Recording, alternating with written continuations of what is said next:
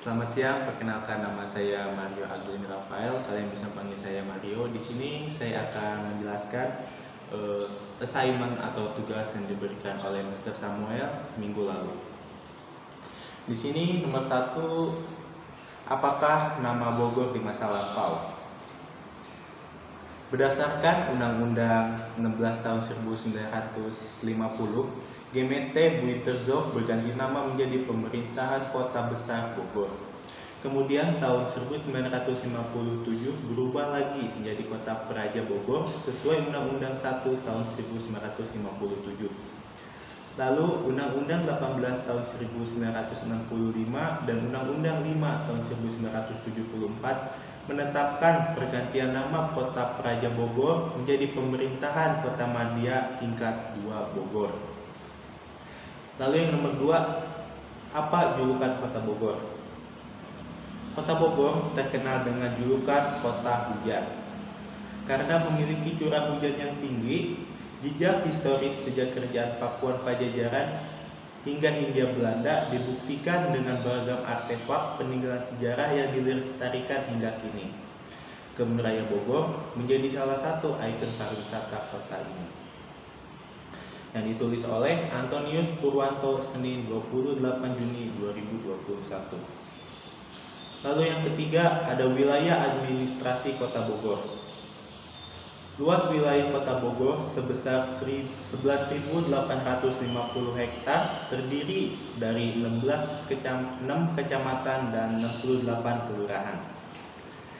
Pada tahun 1745, cikal bakal masyarakat Bogor semula berasal dari 9 kelompok pemukiman digabungkan oleh Gubernur Baron van Imhoff menjadi inti kesatuan masyarakat Kabupaten Bogor.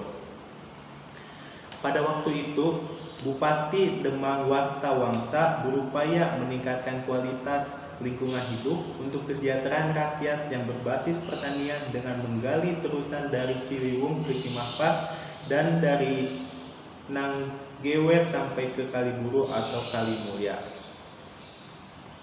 Penggalian untuk membuat terusan kali dilanjutkan di sekitar pusat pemerintahan.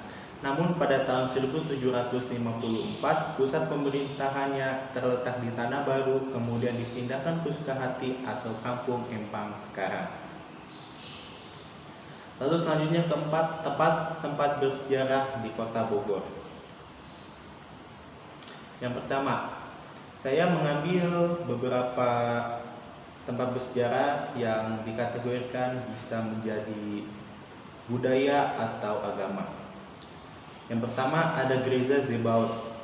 Gereja kuno yang sudah ada sejak tahun 1920 ini berlokasi di area Istana Bogor. Di awal pembangunannya, peletakan batu pertama pembangunan Gereja Zebaot dilakukan oleh Gubernur Jenderal Hindia Belanda ke-61, Graaf van Limburg-Stirum. Pada saat itu, gereja ini khusus digunakan oleh orang-orang Eropa saja. Sementara untuk jemaat lokal, mereka beribadah di gereja yang sekarang beralih fungsi menjadi kantor pos pusat Bogor. Lalu yang kedua, ada Gedung Balai Kota Bogor. Gedung yang sudah ada sejak tahun 1868, dulunya bernama Sociëteit dan merupakan tempat orang-orang Belanda mencari hiburan setelah bekerja seharian. Pada saat itu, di dalam gedung tersebut terdapat berbagai fasilitas hiburan seperti bar, tempat biliar, panggung, hingga lantai dansa. Setelah masa penjajahan berakhir, gedung ini beralih fungsi menjadi Gedung Balai Kota Bogor. Lalu yang selanjutnya yang ketiga, ada Jembatan Merah. Jembatan ini diperkirakan sudah berdiri sejak tahun 1881. Dinamakan Jembatan Merah atau yang dalam bahasa Belanda disebut Rode Burg karena pada saat itu jembatan ini dibangun dengan warna merah bata.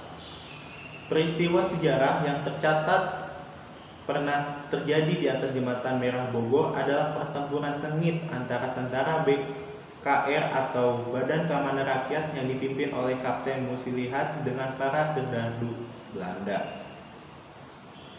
Lalu yang selanjutnya yang keempat ada Istana Bogor. Istana Bogor merupakan salah satu tempat bersejarah yang juga menjadi ikon kota Bogor. Istana yang sekarang menjadi tempat dinas Presiden Indonesia ini. Presiden Indonesia ini didirikan pada tahun 1745 oleh Gubernur Jenderal Hindia Belanda Baron Gustav Willem van Inhofe. Selain memiliki nilai sejarah yang tinggi, istana ini juga bak museum seni rupa karena di dalamnya terdapat ratusan lukis atau patung hasil karya para seniman dari mancanegara. Lalu yang selanjutnya ada Kebun Raya Bogor. Kebun Raya Bogor juga merupakan salah satu tempat bersejarah di Bogor yang tak boleh kamu lewatkan. Kebun yang memiliki luas area mencapai 87 hektar ini memang memiliki nilai sejarah yang keunikan tersendiri. Sehingga tak heran jika masih sering dikunjungi oleh para wisatawan meski sudah berusia lebih dari 1 abad. Di dalamnya ada lebih 15.000 jenis pohon dan tumbuhan yang tidak hanya berasal dari Indonesia saja, tetapi juga dari berbagai penjuru dunia. Lalu selanjutnya ada Prasasti Batu Tulis. Tempat bersejarah yang satu ini berlokasi di Jalan Batu Tulis nomor 54, Kelurahan Batu Tulis, Bogor Selatan. Prasasti Batu Tulis ini merupakan prasasti peninggalan kerajaan Pajajaran di masa pemerintahan Prabu Surawisesa yang merupakan anak dari Prabu Siliwangi.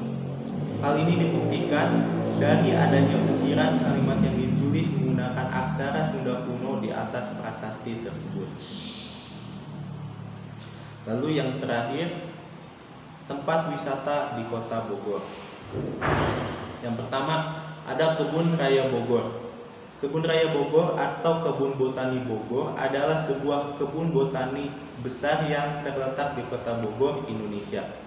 Luasnya mencapai 87 hektar dan memiliki 15.000 jenis koleksi pohon dan tumbuhan. Saat ini, Kebun Raya Bogor ramai dikunjungi sebagai tempat wisata, terutama pada hari weekend, Sabtu dan Minggu, dan harga tiket masuknya sebesar Rp30.000. Lalu yang kedua, The Jungle Water Park Bogor. Taman hiburan dengan seluncur air, kolam ombak, dan atraksi lain di tengah pemandangan yang hijau. Lalu yang selanjutnya ada Istana Bogor. Istana Bogor merupakan salah satu dari 6 istana Presiden Republik Indonesia yang mempunyai keunikan tersendiri dikarenakan aspek historis, kebudayaan, dan faunanya. Salah satunya adalah keberadaan rusa-rusa yang didatangkan dari Nepal dan tetap terjaga dari dulu sampai sekarang. Lalu yang selanjutnya ada air terjun Curug Nangka. Air terjun yang indah di area hutan dengan kolam kecil di dasar sebagai kolam ciprat. Lalu yang kelima, Jungle Land Adventure Theme Park. Taman hiburan dengan wahana klasik seperti biang lala, bom-bom kar, dan yang lainnya. Lalu yang terakhir, ada Curug Bidadari Sentul Paradis Bogor. Pengunjung dapat bersenang-senang di perairan biru yang dalam dan terbentuk di kaki air terjun yang mengesan ini. Mungkin sekian presentasi atau penjelasan yang bisa saya berikan dari tugas Mr. Samuel. Mohon maaf bila ada kesalahan atau informasi yang kurang lengkap.